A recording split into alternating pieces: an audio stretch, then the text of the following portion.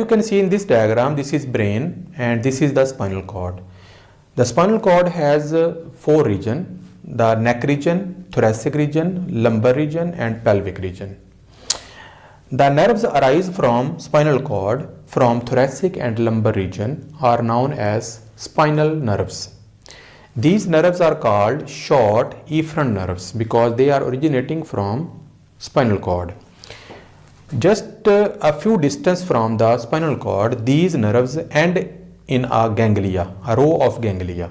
Ganglia are collections of cell bodies of neuron, and from these ganglia the nerves arise again, which are known as afferent nerves.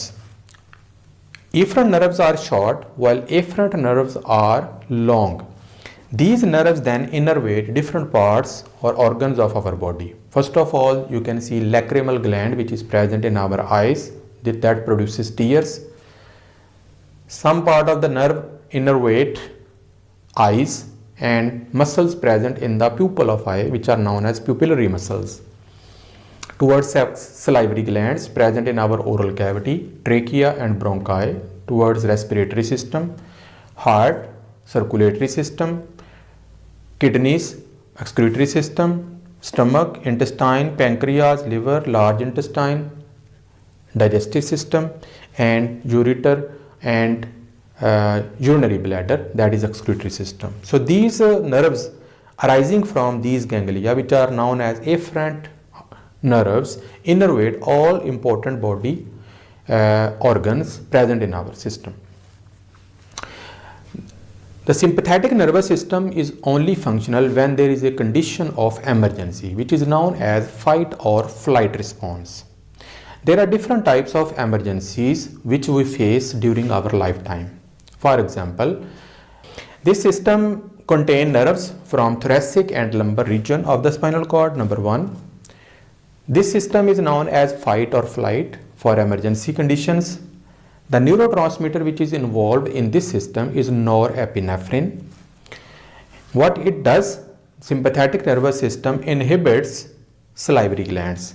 The nerves arising from the thoracic region of the spinal cord terminates at the oral cavity and inhibit the secretion of saliva from salivary glands.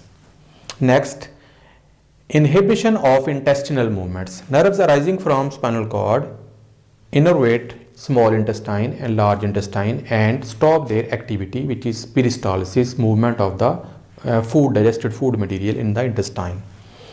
Next, relaxation of pupillary muscle. As you know that our eyes contain eyeball. Eyeball is a white area, and this white area contain colored area, brown or black, in which there is a circle which is known as pupil, through which light enters inside our eye. This pupil in bright light become narrow, and in dim light it widens.